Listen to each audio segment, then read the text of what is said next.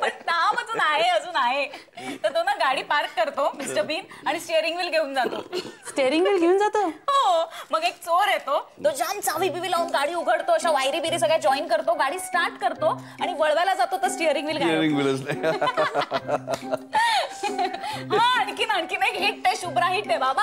आपण त्या दिवशी पाहिलं बघा. मिस्टर बीन हॉटेलमध्ये जातो, आपले सगळे कपडे आत विसरतो आणि खोलीचं दार बाहेरून बंद होतं आणि बाहेर हा दिगंबर अवस्थेत उभा असतो. एकदम शी काय. आणि मला फायर एक्सटिंग्विशर घेऊन तो कसा बसा लिफ्ट पर्यंत पोहोचतो. पुरे आता प्रिया तुझी बडबड. काहीतरी त्या फाजील माणसाचे चाळे बघत असते आणि चवीनी सांगत असते. ए आई, तुला काय माहिती मिस्टर बीन? माहितीये की मला. तुझ्यामुळे मलाही बघावं लागतं ना ते ध्यान. असू दे, मला आवडतो. मला आवडतो आई. कळलं? आवडतो म्हण ना आता. आवडतो तर लग्न कर. नको ग बाई, त्यापेक्षा तशीच राहा घरात बिन लग्नाची. हो मॅडम. प्रिया. हो वसुधा मॅडम. काय? हार्बरची गाडी वेस्टर्न नका आणू. काय बिन लग्नाची राहा. हे प्रिया, दॅट रिमाइंड्स मी, बऱ्याच दिवसात आपण अंताक्षरी नाही खेळलो. अय्या हो. अंताक्षरी म्हटलं ना की मला लगेच राधाची आठवण येते बाई. हो शुभ्रा, तुला माहितीये आपली राधा वहिनी आहे ना चॅम्पियन आहे, चॅम्पियन. म्हणजे गणपतीत ना आम्ही सगळेजण अंताक्षरी खेळतो ना, तेव्हा आम्ही सगळेजण एक तरफ आणि राधा वहिनी एक तरफ. अरे काय ठेवणीतली गाणी काढते माहितीये ती. बापरे. ए तुला येतात गाणी? तू तर गायिकाच म्हणा. नाही म्हणजे मराठी गाणी येतात पण हिंदी गाणी येत नाहीत. अरे आपल्याकडे फ्री स्टाईल आहे अगं. चाल असलेली कुठलीही गोष्ट चालते. तुला माहितीये का, एकदा ना आपल्या कुसुमात्यावर घ आला होता, घ. तर तिने घालीन लोटांगण सुरू केलं. मग निखिल म्हणाला अरे हे काय गाणं आहे का? तर कुसुमात्याने थैथयाट केला. मग आम्हाला सगळ्यांना तिच्यापुढे लोटांगण घालायची वेळ आली. हो बाई, त्या दिवशी खरोखरच जागरण झालं. त्यांची समजूत काढता काढता मला अक्षरशः नाकी नऊ आले. ही यावेळी गणपतीला सॉलिड धमाल येणार ना बाबा. किती दिवस असतो गणपती आपल्याकडे? आपला 1.5 दिवसाचा असतो. हे वसुधा, मी काय तुला म्हणतो, या वर्षी गणपतीची पूजा आदी आणि शुभ्राला करू दे की. अहो असं काय करता? ते दोघं आहेत कुठे इथे? पुढच्या महिन्यात चालले की अमेरिकेला. ए दिस इज नॉट डन. अरे हो, आय एम सॉरी, माझ्या लक्षात नाही राहिलं. असं का म्हणताय? आम्ही गणपतीला असू इथेच. अगं ते कसं शक्य आहे शुभ्रा? म्हणजे आधीला इतक्याच रजा नाही मिळायची, आणि मिळालीच तरी जाण्या येण्याचा एवढा खर्च. आम्ही अमेरिकेला गेलो तर परत याचा प्रश्न येतो ना. आणि आम्ही जर अमेरिकेला गेलोच नाही तर? हो, तुला तेच हवंय ना?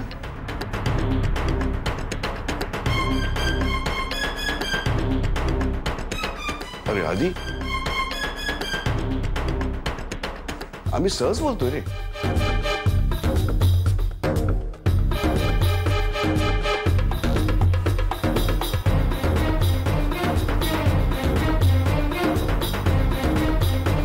अहो आदिनाथ, आदिनाथ काय? हे बघा, तुम्ही चिडू नका. मला फक्त एवढंच म्हणायचंय की. म्हण, काय म्हणायचंय? मला ना तुझं काही कळतच नाहीये शुभ्रा.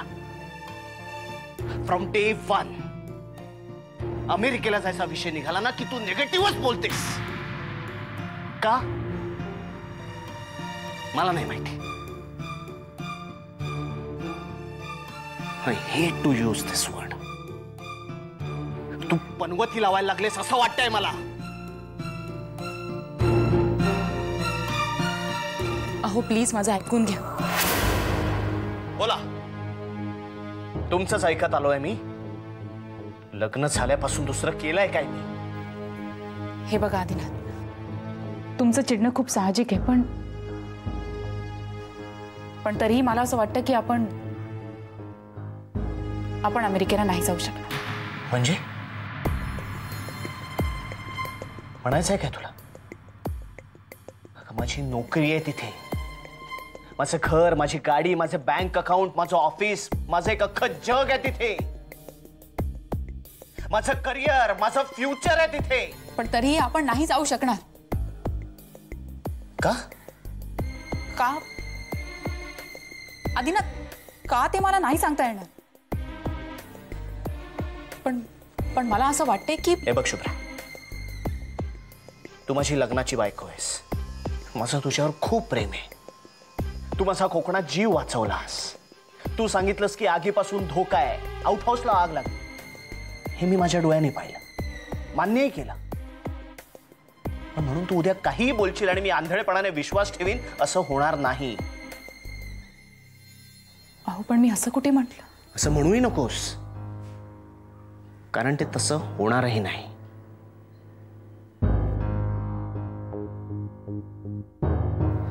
माझ्या आयुष्यातले महत्वाचे निर्णय मी माझ्या बुद्धीच्या कसोटीवर खासूनच घेणार.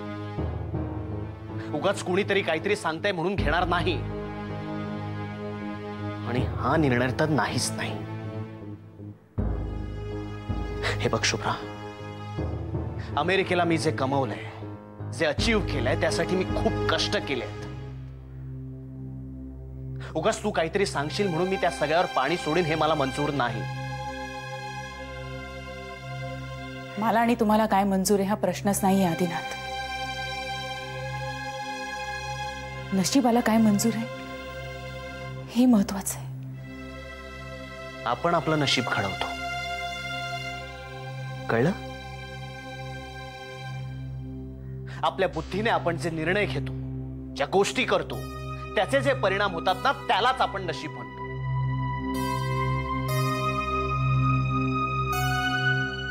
माझ्याशी लग्न करण्याचा निर्णय तुम्ही बुद्धीच्या कुठल्या कसोटीवर घासून घेतला होता आदिनाथ? स्वतःच्या मनाचीच हाक ऐकली होतीत ना तुम्ही? हो, पण आता मला माझं मन तशी कुठलीही हाक देत नाहीये. आणि माझं मनही मला हेच सांगतंय की मला अमेरिकेला जायला हवं. मन बदलतं, परिस्थिती बदलली की मन बदलतं आदिनाथ. बास शुभ्रा, बास. मला आता आणखी वाद नकोय. फक्त एकच सांगतो, तुला जे काही वाटतंय ना ते तू तुझ्या मनात ठेव. चार चौघात बोलून दाखवायची गरज नाहीये.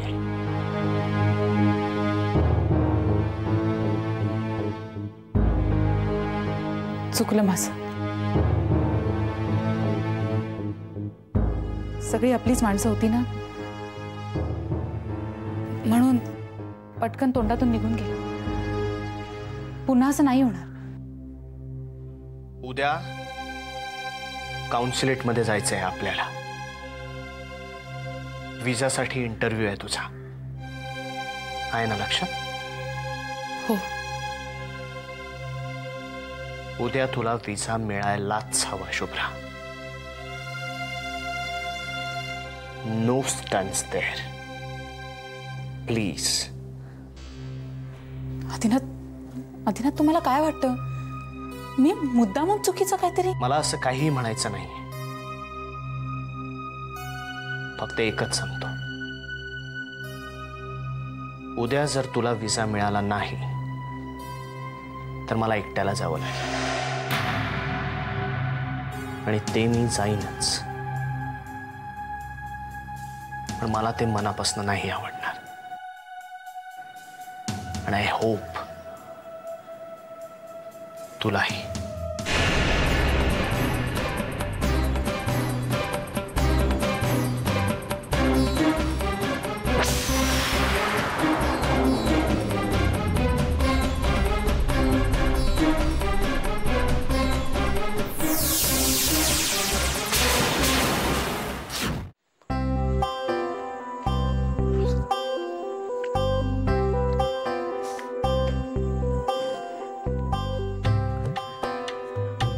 झालं माझं 2 मिनिटं सगळं. मी नाही नाही चालू दे चालू दे चालू दे. काही घाई नाहीये, चालू. काय ग राधा, तू कसं शिकवतेस ते बघायला मिळेल का एकदा मला? त्यासाठी तुम्हाला क्लासमध्ये ऍडमिशन घ्यावी लागेल. बाबांच्या सारखं बोलू नको असं. कसे आहेत ग बाबा त्या? येतात का क्लासवर? नाही, अजून मलेरिया नाही आहे, व्हायरल फिवर आहे म्हणाले डॉक्टर. अजून एक आठवडाभर तर येणार नाहीत ते क्लासवर. तुम्ही फोन केला होतात ना बाबांना? हो केला होता ना. मग झोपले होते तेव्हा ते. शुभ्राशी बोलणं झालं माझं. उद्या जमल्यास जाऊन येईन मी. जमवाच, बरं वाटेल त्यांना. बाबांनी आता रिटायर व्हायला हवं नाही? वय बरंच झालं त्यांचं. नाही, रिटायर होणे इतकं नाही झालेलं. पण आता ही धावपळ पण जरा कमी करायला हवी नाही का? म्हणजे कसं आहे ना, एखाद्या सर्व्हिसमधनं आणि धंद्यातनं रिटायर होता येतं माणसाला. पण एखाद्या माणसाने एखादी गोष्ट व्रत म्हणून स्वीकारली असेल तर त्यातनं कसं रिटायर होणार? आणि मी तुम्हाला खात्रीनं सांगते, बाबांनी क्लासमध्ये येऊन शिकवायचं सोडलं आणि ते घरी बसले ना, तरी ते आजूबाजूची 4 मुलं गोळा करतील आणि त्यांना शिकवतील. हाडाचे शिक्षक आहेत ते. हो, आणि म्हणूनच मला आयुष्यभर हाडं झिजवण्या वाचून पर्याय नाहीये. असं का म्हणताय? यशवंतरावांची स्टँडिंग ऑफर आहे मला. कुठलंही बिझनेस प्रपोजल घेऊन ये म्हणालेत. वाटेल ती मदत करायला तयार आहेत. अगदी पैशापासून तर अगदी अधिकारी मंत्र्यांच्या ओळखीपर्यंत सगळे प्रॉब्लेम असे चुटकीसरशी सुटतील. मग उपकार म्हणून करत नाहीयेत. त्या बदल्यात त्यांनाही माझ्याकडून एक गोष्ट हवी आहे. बाबांनी शास्त्री क्लासेस त्यांना विकावेत अशी त्यांची इच्छा आहे. आता तूच सांग राधा. मी मनापासून सांगू एक गोष्ट तुम्हाला. तुम्ही या यशवंतरावची संगत ताबडतोब सोडा. काय बोलतेस तू? हा माणूस तुमचा कधीही घात करेल. अहो, त्याला त्याचा फायदा दिसतोय म्हणून वेळोवेळी मदत करतोय तो तुम्हाला. पण त्याचा खरा हेतू. एक मिनिट. हा यशवंतराव तो यशवंतराव नाही, ते यशवंतराव. आणि ते माझ्यासाठी देवासारखे आहेत. अहो पण सख्या बापानं जेव्हा हात वर केले ना, तेव्हा हेच यशवंतराव भक्कमपणे माझ्या पाठीशी उभे होते. मनातली इच्छा अगदी दिलखुलासपणे बोलून दाखवली होती त्यांनी. माझ्यावर काही जबरदस्ती केलेली नाहीये. अगं, माझ्यासारखे 100 चंद्रकांत रोज त्यांच्या पायाची धूळ जाडत असतात. मागच्याने काय पुण्य केले मी माहित नाही, पण हे आहे असं खरं. मला अगदी मुलासारखं मानतात ते. आणि तुझं ऐकून त्यांची संगत सोडली ना, तर मीच मूर्ख ठरेन, कृतज्ञ ठरेन मी. आणि तुलाच मग हे आवडणार. हे बघा, प्लीज नको बोलायला. आपण यशवंतरावांच्या बद्दलचं माझं मत कोणीही बदलू शकत नाही. कोणी, तू सुद्धा. आणि तुझे काय चाललं नाही तर लवकर आवर आणि लाईट बंद कर. झोप येते मला.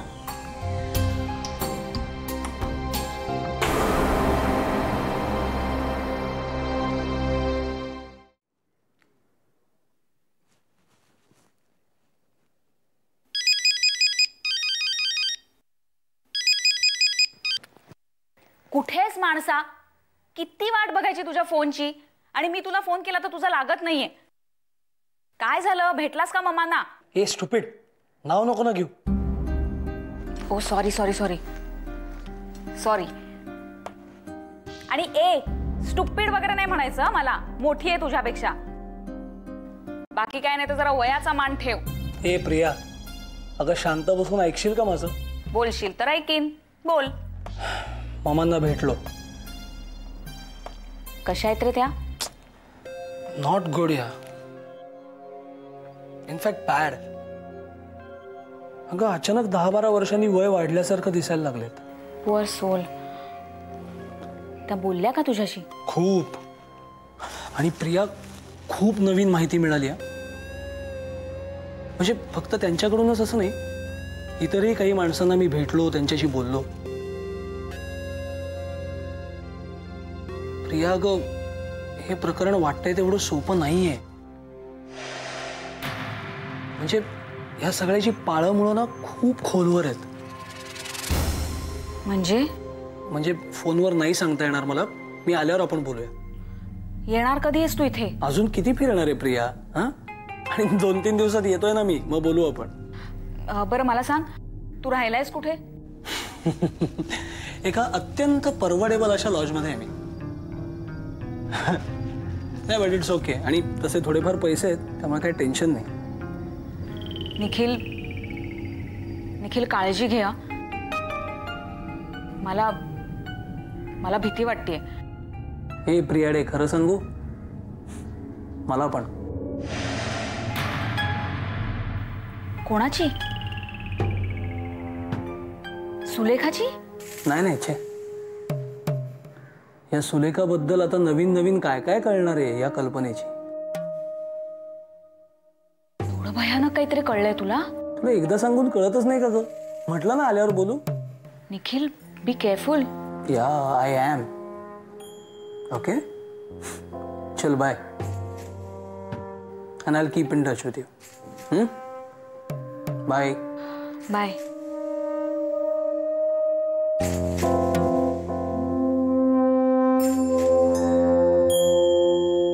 ठीक आहे इन्स्पेक्टर साहेब, तुम्हाला सोपान काकांबद्दल काही माहिती मिळाली की आम्हाला लगेच कळवा. हो मालक, काही कळलं का सोपान आजोबांबद्दल?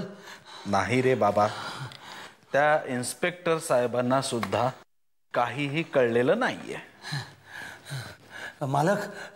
मालक मी काय रे? मी काय म्हणतो ते अरे चाचरतोयस का असा? स्पष्ट बोल. मालक, मी आता ना त्या भुयारात उतरलो होतो, तर बॅटरीच्या प्रकाशात पाहिलं ना, तर भुयार जिथे बंद झालाय तिथे मला 2 फटी दिसल्या. मला काय वाटतं मालक, मी 2-3 माणसं बरोबर घेऊन ते भुयार खणून काढतो, म्हणजे तो रस्ता कुठे गेलाय तो कळेल आपल्याला. विष्णू, कशाला रे ही सगळी उरसफोड? तसं नाही मालक. काय साध्य होणार आहे यातून? कळायला हवं ना आपल्याला मालक. कळून काय होणार आहे? तसं नाही मालक, कदाचित तो मार्ग आपल्याला खजिन्यापर्यंत घेऊन जाईल. श्रीराम, श्रीराम.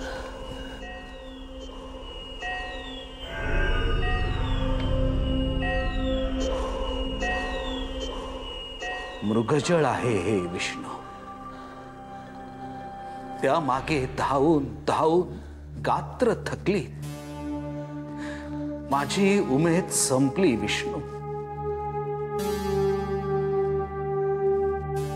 पार्वती वहिनीच्या फोटो मागे महादेव दादानं काही ओळी लिहून ठेवल्या. आपल्याला वाटलं तो खजिन्यापर्यंत जाण्याचा संकेत असेल. अगम्य अशी अक्षरं आहेत नुसती. त्यांना अक्षरं म्हणायची की नाही देव जाणे. आणि आता हे भुयार माकड केलंय आपलं त्या खजिन्याच्या लालसेनं. नाही विष्णू, मला आणखीन कोलांट्या उड्या मारायच्या नाहीत. पण तू जा, कर तुला काय खोदकाम करायचं ते कर. कदाचित तुझ्या कोंबड्यांना उजाडेल, कुणी सांगा. पण विष्णू, जे काही करशील ते जपून कर हो. तिथे साप विंचू काही असेल तर? मी काळजी घेतो ना मालक. येऊ? श्रीराम. येतो मालक.